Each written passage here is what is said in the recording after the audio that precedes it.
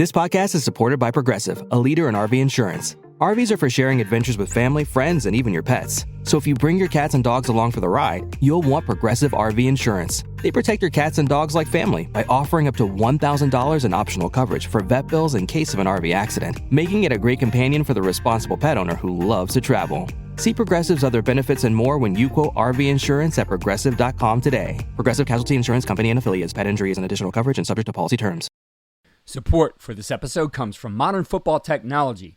Modern Football Technology provides real-time opponent tendencies and self-scout while eliminating manual data entry into Huddle, DV Sport, and Exos. If you're tired of tools that are time-consuming to learn and perform inconsistently at best, then we recommend Modern Football for a fresh perspective. Schedule a demo today at teammofo.com to see a battle-tested tool that's proven to perform and deliver value. Mention Coach and Coordinator Podcast or use the coupon code CC10 to receive 10% off your first year. And listen to our recent episode featuring Folsom High School defensive coordinator Jordan Ersick to learn more about how the 2023 California State Champion uses modern football to dominate their opponents.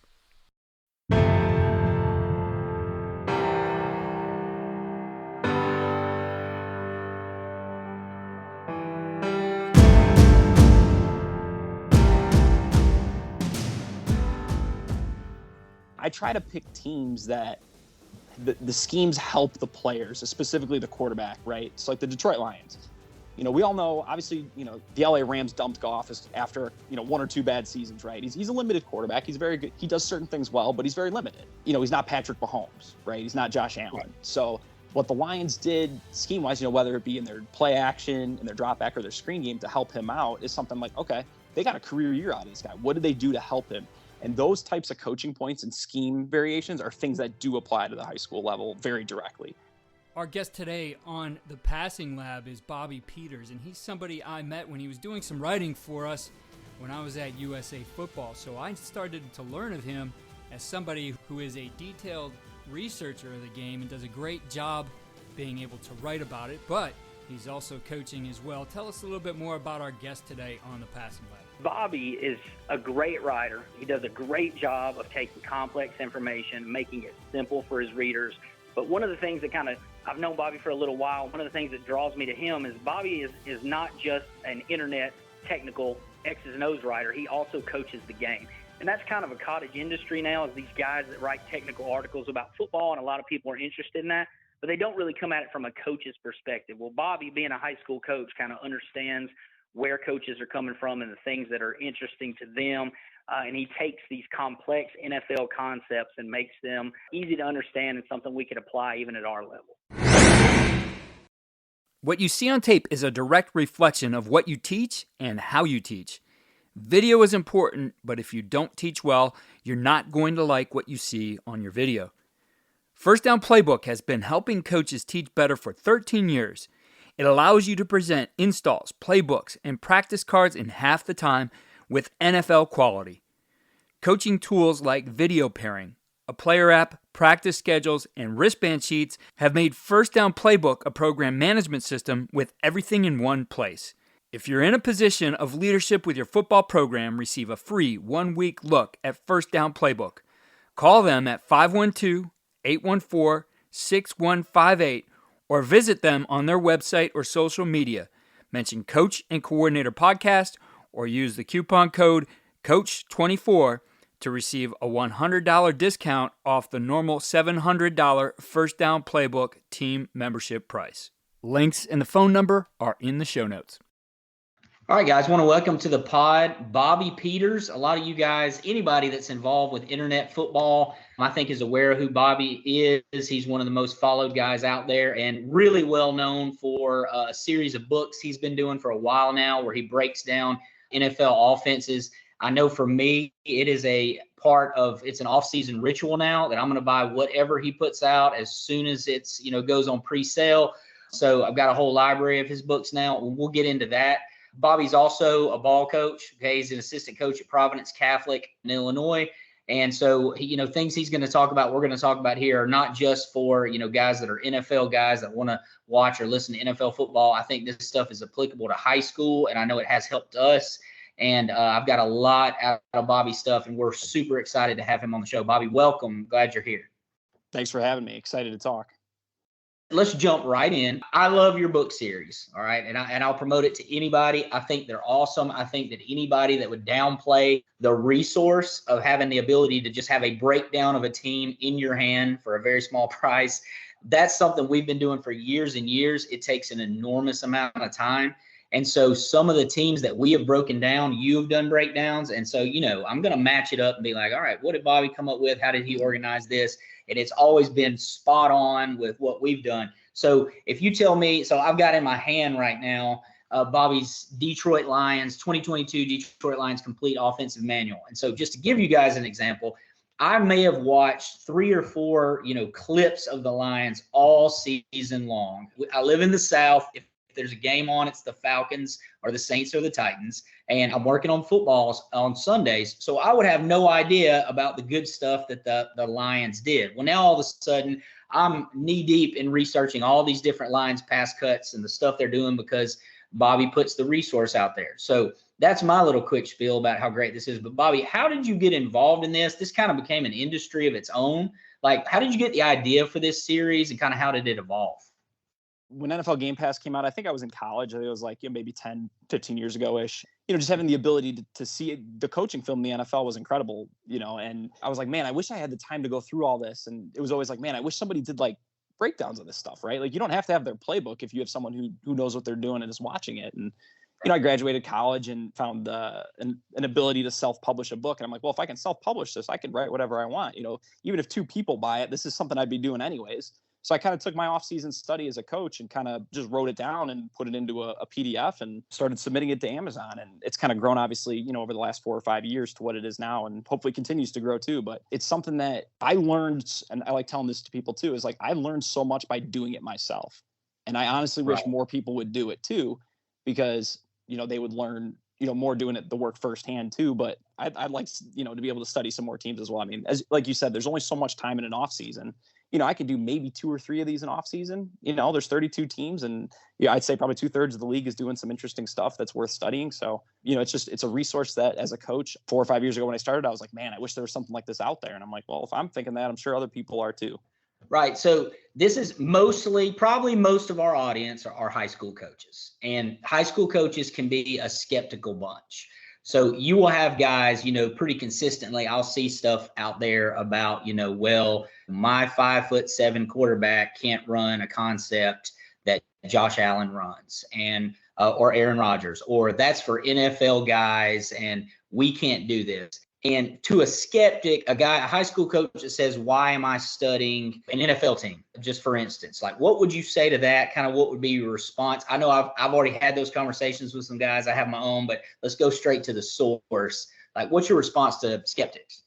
Well, number one, us at Providence, our run game is a very college / pro style / NFL based system. And I think a lot of the stuff I study, the NFL doing is stuff that we do already at the high school level, even before I started doing these books. So first of all, I think there's already a lot of carryover that a lot of people don't necessarily see, especially with the run game. I think, obviously in the high school game, you see so many different run schemes, depending on where you're watching a game on a Friday night. So I think, if you see it in the NFL, you're bound to see it in the college game. Secondly, I try to pick teams that the schemes help the players, specifically the quarterback, right? So like the Detroit Lions, we all know, obviously, the LA Rams dumped Goff after, 1 or 2 bad seasons, right? He's a limited quarterback. He's very good. He does certain things well, but he's very limited. He's not Patrick Mahomes, right? He's not Josh Allen. So what the Lions did scheme-wise, whether it be in their play action, in their drop back, or their screen game to help him out is something like, okay, they got a career year out of this guy. What did they do to help him?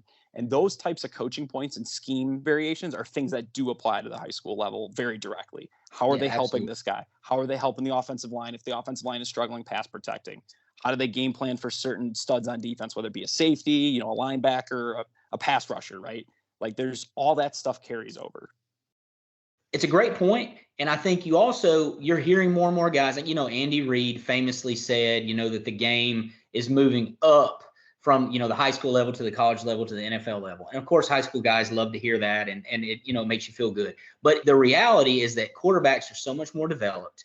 And they are running concepts at younger and younger ages that used to be, quote, NFL concepts. And so the idea, like that's Bush League high school stuff, that doesn't even exist anymore, because I've coached at high schools that are running some concepts you see in the NFL. And I think probably every team that we play throughout the year is running something. You can say an NFL or college team runs that concept. There's not, in the passing game, there's not high school passing concepts anymore and NFL passing game concepts. So I think if you're studying one, I mean, you're studying all of them, and it's bettering you as a coach, period. How can you go wrong studying, somebody else? Certainly. And I think, there's certain concepts, like one concept in particular that I've started to see creep up a little bit more. And the Cleveland Browns were really good at this when I studied them last offseason. It's kind of like a 3-level flood. It's like a pylon sail concept. So you'll have a deep corner, from one of the receivers in a bunch. And then the second guy will run like a 10-yard sail. And then you usually have some sort of guy in the flat, whether it be a check down or a guy off play action or something. And, it's just a flood concept, but it's just a small tweak where it's, okay, now if you get the guy jumping number 2, your quarterback has a shorter throw to that pylon route, and a ton of big plays come off of it too. So just little adjustments like that to concepts. But at the same time, okay, say you got a younger quarterback, he doesn't have a super strong arm. Okay, maybe you just don't carry that particular concept over. You got to match up the skill. You got to match up, the scheme with your personnel. But there's definitely a lot of opportunities, from studying these teams. Okay. On the other hand, are there any dangers you've come across in this? So one thing that comes to mind for us, we'll be studying NFL concept, and the high school hashes are such a big deal in our game. It's almost a different game at times because of the high school hashes. And so you'll look at the space for a certain concept, and until 100%. Maybe the Federation comes to their senses and lets us move the hashes in. I know the defensive guys listening are losing their minds, pulling their hair out, hearing me say that, but I can't wait to have the hashes moved in maybe one day. Coached in an all-star game one time, and the ball went back to the middle every play. The defense coaches were losing their minds. I was in heaven. It was awesome. But are there any dangers, things like that, any dangers that you've studied so many NFL teams, you coach high school ball? Is there anything that you do want to say, hey, here's kind of a word of warning, or, maybe this is something I have to look out for if I'm really studying these NFL teams? I think the one you hit on just there with the hashes is a huge one. I think there's a lot of concepts, especially that one we were just talking about, the pylon sail concept. That's a far throw to the far side of the field in the high school game. It's almost too condensed to the short side to run that. So that one in particular is one that doesn't translate super well from that standpoint. And the other piece of it too, and specific to that concept, is also, okay, this is a great play. It was really successful for, the Lions, but hey, it might not be successful for us because number one, we might not have the guys to do it. But number two, we're also seeing different defensive looks. Like, for instance, the NFL's by and large still a cover 3 league. Like you see a lot of single high, a lot of zone, spot drop, whether it be spot drop or pattern match. It's still by and large a cover 3 league. There's more and more 2 highs creeping in. But, of our 14 games we played last season, we went all the way to the state championship game. But out of our 14 games we played, I want to say maybe 1 or 2 teams ran cover 3. So we were seeing so much quarters that, it's different, right? It's like, say, NFL teams are game planning for cover 3 more. Well, if you're running a concept that they're running, against quarters, it's going to look different. It's going to play out different. So understanding the context of what you're seeing, okay, why did they run this? Why was it successful? Why wasn't it successful? And I try to touch on that in my books too, but that's a big danger. The funny thing in studying that, the NFL's changing. It's the reverse of college, where just now the NFL is becoming more and more of a quarters league, and they're starting to get, 2 high safety looks that do different things. Whereas a lot of the old passes, they're seeing man, and they're seeing, vision or spot drop cover 3, some things that we haven't even been seeing in high school for the last, decade or so, were really common. So to hear guys say, hey, that passing concept doesn't work. Well, like if you are seeing a lot of cover 3, they're seeing cover 3 too. These passes are good. So, it goes back to that same discussion of, you're exactly right. What coverages are you seeing, and how do you adapt what you're seeing? They have to have something for everything. Maybe you don't. Maybe you just take 2 or 3 things that are good. One more piece of that before we move on is a lot of the Shanahan-McVay type play action stuff fits into that bucket perfectly. So much of that stuff is built for, cover 3 and single high, getting the hook defender to bite, getting the flat defender to high low. Where in quarters, these safeties can pass guys off, they're able to rob stuff. A lot of that stuff has a hard time translating if you're seeing specifically more quarters as well. So that's a great specific example of concepts that don't translate over as much. It's more like the flood type stuff, or like the high cross concepts in particular. Yeah, that's a great point. We talked a little bit about the Lions, and you brought up Shanahan-McVay's system. Another team that you studied this offseason was the Dolphins. So, which obviously the amount of success that they had compared to what they had the season prior was pretty substantial. Clearly had a few personnel changes, but a lot of those guys were still in place.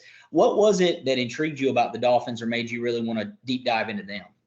Number one, obviously the explosive plays. I think we, especially as offensive coordinators, we understand that, it's great to move the ball up and down the field, but if you're not creating explosives, you're making things hard on yourself, right? You have to be perfect. A false start or a holding could really set you off. If you can create explosive plays, you're usually in a good position to win a football game, and they did that better than anybody. Another piece, too, is, Tua, obviously he's a good quarterback because he's playing in the NFL. Relative to a lot of the guys in the league, he's limited, right? He can't – I've got tons of clips of him trying to throw deep comebacks, and that ball's getting there later, barely getting there. It might get there on the one hop, right? So, from that standpoint, okay, they're creating all these explosive. How are they getting to him scheme-wise? Because he's not throwing go balls. He's not just bombing it to Tyreek Hill. They're scheming guys open, and they certainly did. A ton of concepts that they were doing, creating space for these guys on in-breaking routes, whether it be the bang-dig concepts or certain other play-action concepts to get these guys the ball in space and to create yards after the catch, while also playing to Tua's strengths was something that was definitely worthwhile to study. As coaches, we know that some of the biggest hurdles to our team's success can come from off the field. Your team needs support to tackle the endless list of expenses, uniforms, training equipment, travel, and more. But raising that money can feel like a full-time job. Thankfully, there's Vertical Raise. Vertical Raise is the premier online fundraising platform using innovative technology to create the easiest and most efficient system available. Raise more money in less time with a local fundraising coach who works with your team every step of the way to customize the ideal fundraiser. With options for online donations, digital discount cards, premium product sales, and even spirit shops, Vertical Raise has top-of-the-line solutions for every fundraising style. To find out more, visit verticalraise.com and we'll get you connected with an exclusive offer on your first fundraiser. This podcast is supported by Progressive, a leader in RV insurance. RVs are for sharing adventures with family, friends, and even your pets. So if you bring your cats and dogs along for the ride, you'll want Progressive RV insurance. They protect your cats and dogs like family by offering up to $1,000 in optional coverage for vet bills in case of an RV accident, making it a great companion for the responsible pet owner who loves to travel. See Progressive's other benefits and more when you quote RV insurance at progressive.com today. Progressive Casualty Insurance Company and affiliates. Pet injury is an additional coverage and subject to policy terms. So one of the concepts that you really talk about in the book that has taken all of football by storm is a boot/RPO. We always argue online, everybody, about whether or not it's an RPO or, whether it's a naked, but you have a post, you have some type of rail route or wheel route, whether or not it's slow, and you have something to the flat. And the Dolphins did a really good job of running that. And you talk about that a lot in the book. Could you just kind of, for our listeners, describe that concept? It's something a lot of people are interested in, and maybe the Dolphins may have been the best team at it in the NFL. Yeah, so just to kind of give a visual to the listeners, so think of it like a 2x2 snug set. Okay, so you got say it's 12 personnel, so you got a tight end on each side off the ball. The Dolphins, in all the times they ran it last year, I think it was 40 or 50 times, they ran it a ton. They only handed the ball off once. So for all intents and purposes, I called it play action. And I think I've heard through the grapevine as well, they basically treated it like play action, the way they installed it too. So to the side the running back signs, so the quarterback will fake it to the running back. The two receivers to that side will kind of run like a switch vertical. So the outside guy will run a seam. The tight end will run a rail. So it's not a true wheel. He's kind of getting up to the numbers a little bit quicker to get there quicker for the quarterback. And then the tight end from the other side will run a slide. So, seam rail slide, the way to describe it. I called it in the book soda just because it's kind of like a pop pass. I just use that term just to kind of keep it generic and give it a quick term to call it in the book. So, yeah, that was a very explosive concept for them. It worked really well, especially against, all the single high they saw, right? Put that flat defender in a bind, put that corner, that flat defender in a corner, you're kind of getting a 3-on-2 with the seam rail slide. That's kind of a tongue twister, seam rail slide. You getting those three on the flat defender and corner, you're in good shape. If you get that hook defender to bite on the run or kind of try to fit that new C gap, if he thinks, the other tight end, instead of running the slide route, he's, running a slice block or something of that sort too. So, all the single high they saw, you had a hard time playing single high against that look. They would shred teams with it.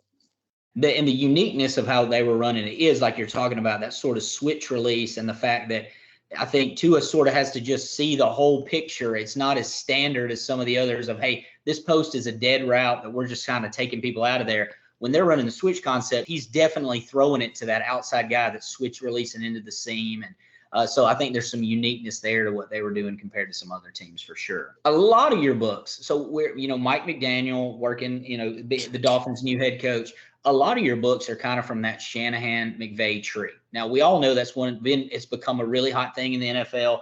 It's one of, the most successful systems if you're looking at productivity just through all the different stats. But like, what is it about that general system that intrigued you or has made you get so much into that or cover it in so many of your books? Like, what separates it, in your opinion, from other NFL systems as far as, really specifically, let's talk passing game, since that's what we're about. But the wide zone and all the different run game stuff that they do that we're well known for. From a passing game standpoint, what is it that intrigued you about that system? The ability to do kind of anything they need to do. It's quarterback friendly in the sense that a couple years ago when I started watching, the concepts on tape, they were interesting. But at the same time, once you get into it more and more and you study it and you talk to other coaches and, all these older playbooks circulating around the internet, you start seeing how they teach stuff. And the way they teach it is really simple too. I've seen some NFL playbooks where the read for the quarterback is like half a page long. A lot of these concepts, like, the Shanahan guys, when they run, I'm sure most of the coaches listening have heard of like the choice stucco or choice return that they run. So it's like you got the weak side choice route, and then you got like some sort of like inverse whip route on the other side coming in. And they teach that just as 1-2. Set your feet, read the choice. If it's not there, come back to the return route. And it's that simple. It's just a pure progression read regardless of coverage. And you're giving your best player a 3-way go, getting him a free release usually out of a stack bunch too. So, keeping things simple, but also putting pressure on the defense and creating lanes for your quarterback to throw the ball in. And obviously in the pass game too, the different keepers they run, creating different 3-level stretches that way throughout seasons. And then also all the other play action stuff they get to create big plays down the field. Once again, going back to the explosives, right? They were, when I first started studying them, back before the Niners, were a thing, back when Kyle first got there and they were struggling, they were still creating explosives down the field, using different play action concepts to do it. And it intrigued me because not a lot of NFL teams were leaning into it at that point in time too.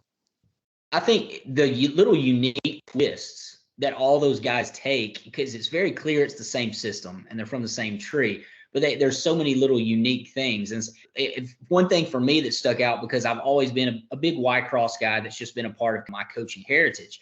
Well, like you take Shanahan and these guys, so a typical Y cross backside, if you're air raid, you're going to have the cross and then you're going to have some type of post curl or deeper dig.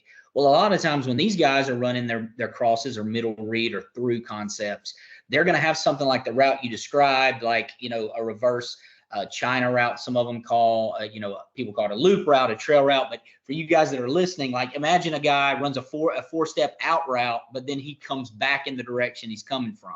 It's a reverse whip route. Well, all of a sudden, if you really think about it, if I'm running that route, by the time I get to the fourth read in my progression, I'm probably under duress. I'm probably about to get hit. I've probably had to move in the pocket. And now you have a route that, even though it's underneath, it's taken some time to get open. You've got ability to work through a progression. And now you're checking the ball down to a guy on the run, like a Deebo Samuel, instead of having to make a throw 15 to 17 yards downfield on a backside dig. And I look at it and I'm like, that's brilliant. Just other teams aren't really doing that. They're more traditional in the ways they layer concepts. And these guys have so many unique twists to everyday concepts, I think. No, that's a great point. And I know you're a big Dan Gonzalez guy too, so I know this is going to ring true to you. But bringing scan reads, bringing guys into the quarterback's vision is something that I learned years ago from reading Dan Gonzalez's books, and something that also stuck out to me while watching the 49ers tapes is, regardless of what they're doing on the front side, obviously whether that be game plan specific or how they're attacking, if the defense gets 3 over 2 over there, they squeeze that choice route, they got some sort of in-breaking route. It's those China routes, those different backside dig combinations that they use to put guys in conflict on the backside. It just creates a sound full field concept that makes sense for the quarterback and how his eyes work through progression. Right. It's good stuff, man. We've hit on a lot of things. And I don't want to take any of your juice away if you got future book projects or different things coming out. But who are you into right now, or who are you studying and learning from, or guys you think that are doing a really good job that guys listen to the pod should check out? That's a great question. Well, so right now I'm a little less than halfway through. I'm working on a Jaguars book right now. They do a ton of good stuff. And obviously that's outside of the Shanahan realm. It's more the Andy Reid stuff. But Doug Peterson over the years has gotten a lot out of his quarterbacks too. So I'm knee deep in that stuff right now. And they're doing a lot of good stuff. This has been a fun project. Studying the 49ers every year is something that I have to make time for. I've done 2 books on them. And even the years I didn't do books, I did the same thing. I went through, except actually writing the book, I went through and cut up all the games. That's somebody I make sure to study, because every year he builds on what he did from the previous year, and he adapts it and tries to make it better. And I just started, through, for my Substack that I just started, Alert the Post, I'm starting to do a series on the 49ers. So I'm just starting to dive into those games too. I'm really excited to see when Purdy gets in, they get Christian McCaffrey, kind of all the different things they were doing, because they were pretty darn explosive down the stretch there. Yeah. So if you guys that are listening, if you want to look at who a lot of people think is one of, if not the best offensive minds out there, Kyle Shanahan. Now you can go through Bobby's stuff. You can just see how the system has evolved from when he was first there to now, and check out the Substack, and you'll be able to see, kind of what they did last year as they're starting to get your Christian McCaffreys and all the different things. If you want to see him try and, take a third string quarterback to the Super Bowl, that's pretty cool too. So a couple more questions. We're almost there towards the end, but this is one of the one we pretty much ask every guy that comes on here. And I think it's really big for us to be able to stay ahead as coordinators, as passing game guys, of not only what defenses are doing, but also, what are the new things that are kind of coming around the bend offensively. And this can be NFL, college, high school, whatever you want, but what are some current trends in the passing game you're seeing out there? Or it could be current trends you're seeing in how defenses are responding to how much better I think we as offensive coaches have gotten in the passing game. I mean, all the way down to the youth level, people can throw the ball better than ever before, and people are having to respond to that. So what are the game's trends? Where do you see this thing evolving, and where do you see it heading? I got two answers or two different directions I want to take this question, because I obviously, I like thinking about this as often as I can too. First one is a direct scheme answer. So talking a lot about the Shanahan guys, right? We're talking about these choice routes, these loops, these digs, attacking certain areas, certain sandboxes of the field. Well, defensive coordinators in the NFL, they're not dumb. They're watching tape. They're trying to figure out how to stop this. And whether it be bringing one safety down to rob the middle of the field to take away some of this stuff, or, playing a type of cover 4, type of, a Saban cover 7, where you're playing like man match quarters, where you're bracketing inside receivers, taking away these types of throws. Yeah. We're seeing that more and more. And I'm real excited to see, obviously, because I haven't watched all the Shanahan stuff from this year, and then obviously going forward, how these Shanahan guys try to adapt to that, because defenses are doing a much better job at taking away some of that drop back stuff. So how do they evolve their concepts? How do they get the number 1 week involved in these progressions a little bit more, stuff like that. But then I think taking a step back, outside of like specific plays, when I think of like, especially stuff I've learned studying these NFL offenses, like how they build all this stuff together, the different buttons they're pressing on certain downs and distances, how they game plan the red zone, how they game plan third downs, how they marry first and second down play calls together. Like that kind of stuff to me is always evolving too. Because every year, guys copy a play and then it takes defenses a few times to figure out, but stuff that'll carry over from week to week to season is kind of that overall play calling philosophy. You can't run everything. You can't practice everything, but how do you build it together to create, something that's scary to defenses? Yeah. You mentioned choice, and, we're talking underneath choice routes, the NFL style that you see, not necessarily the deep choice that you'll see teams like Tennessee in college, but its use, it's always been there. It has exploded in the NFL, and you've got most of these NFL teams. It's a copycat league, like everybody says, but, especially after what Cooper Kupp did in 2021, everybody wants a piece of that. And so everybody's getting that space player and really running that concept. So I think that's a great point, is especially, I'm a guy that loves option routes and always has, and thinks you can even run them at the high school level. But how do people respond to that? And so building routes around that, that's really, really good. So we'll finish up with something. That's so much good stuff, man. It really is a lot to digest there. We'll finish off with something a little more lighthearted. So it's a passing game podcast, and there's a huge stereotype about passing game coaches out there. So we need to know the answer to 2 very, very important questions. In a game, and I know this may change for you because you guys have some cold weather up there. So sometimes you may have, it may be a little bit different. But are you a visor guy? Are you a ball cap guy? Or are you, I'm just going to rock it with no headwear? And then what is your pregame drink of choice? I found out so far, a lot of these guys are Red Bull guys. That's not me. I'm old. I drink coffee before the game, man. But these guys are just pounding Red Bull and Bang and all these energy drinks. And I guess that's kind of the Dana Holgorsen stereotype. But where are you at on that? Where do you fall? So, especially when the weather's warmer, I'll have a ball cap on, especially practice. You got to keep the sun off. We're outside a lot, coaching. Absolutely. You don't want to, expose your skin, too much, if you can avoid it. So I'll wear a ball cap. On game days, though, when I got the headset on, with the hat, it becomes too much. So I just usually go without the hat. Usually we play on Friday nights too, so you're not worrying about the sun. Never really a visor guy. Missed that era. Well, I'm a little younger. I'm in my early 30s now, but I think guys, mid to late 30s, maybe even early 40s were kind of, they're more the visor generation. So yeah, that's the hat. And then obviously when it gets cold, I'm putting a beanie on, I'm putting a stocking hat on, and I'm, we had some real cold games there close to Thanksgiving where I was doubling up on those. Like I put like a thin one underneath, and then I put the Providence one over the top. Just, you can't be cold. You can't be cold when you're trying to coach on the sidelines. So, and then drink, man, I might be your most boring guest. I'm drinking water. I don't need coffee. I don't need Red Bull. Good for you. I don't need to get my nerves. I don't need to jack myself up anymore. I used to drink like Gatorade and stuff, but not as much anymore. I'm more just give me some water. Good deal. A healthy guy. That's smart, man. That's as a guy who's now 40, that's the smart move. Water before the game. Keep that head covered. All really good advice. Really good advice. Bobby, man, awesome. Always good to talk to you. There's so much stuff there.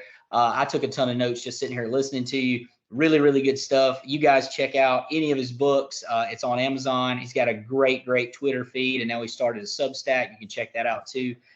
So if you need a content fix for football, he's one of my go-to guys, and you guys check that out too. Really appreciate you being on, man. My pleasure, Josh.